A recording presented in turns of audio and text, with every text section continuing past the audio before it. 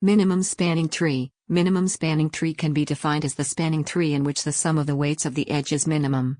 The weight of the spanning tree is the sum of the weights given to the edges of the spanning tree. Now, let's start with the main topic. Kruskal's algorithm is used to find the minimum spanning tree for a connected weighted graph. The main target of the algorithm is to find the subset of edges by using which we can traverse every vertex of the graph. It follows the greedy approach that finds an optimum solution at every stage instead of focusing on a global op. Let's consider the given weighted graph with 5 vertices, namely A, B, C, D, and E, which has 7 edges, namely AB, AC, AD, AE, BC, CD, and DE. The weights of the edges in the given graph are as follows. The edge between vertices A and B has a weight of 1. The edge between vertices A and C has a weight of 7.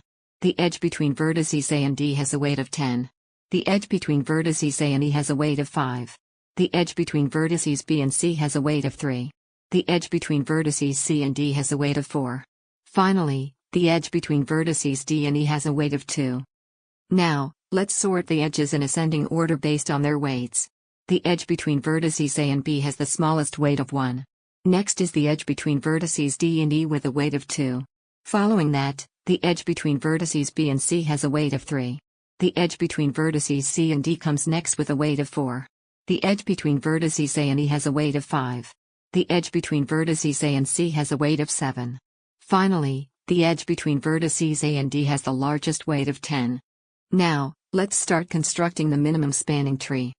In step 1, we begin by adding the edge between vertices A and B, which has the smallest weight of 1, to the minimum spanning tree.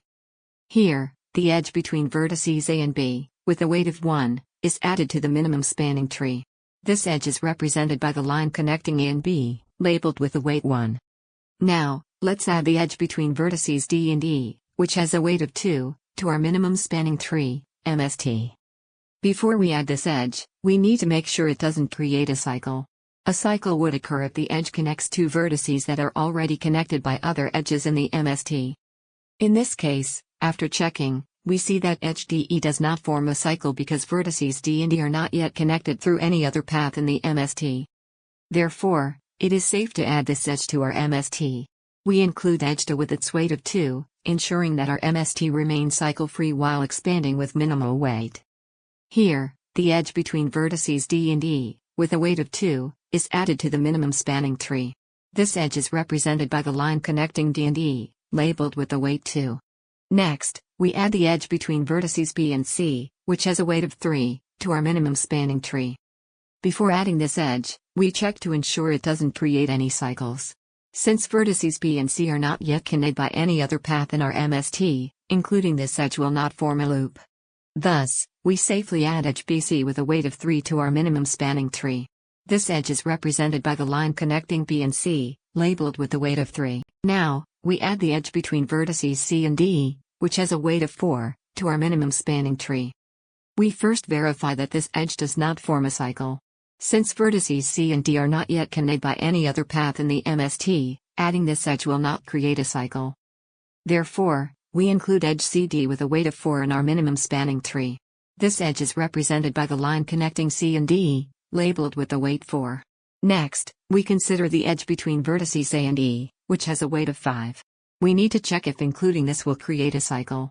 After evaluating, we find that adding edge AE will indeed form a cycle in our minimum spanning tree. Therefore, we discard this edge and do not add it to our MST. Moving on, we look at the edge between vertices A and C, which has a weight of 7. Similarly, including this edge would also create a cycle within the minimum spanning tree.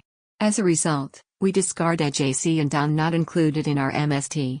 Finally, we consider the edge between vertices A and D, with a weight of 10. Adding this edge would also form a cycle in minimum spanning tree.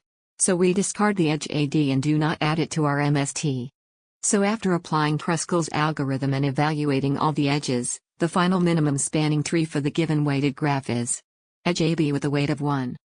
Edge DE with a weight of 2. Edge BC with a weight of 3. Edge CD with a weight of 4. These edges connect all the vertices with a minimal total weight while ensuring no cycles are formed. The resulting MST spans all vertices with the least possible total edge weight. Now, We observe that the number of edges in our minimum spanning tree equals the number of vertices minus 1. This is a key property of a tree, where the number of edges is always 1 less than the number of vertices. Since our MST satisfies this condition, the algorithm concludes here.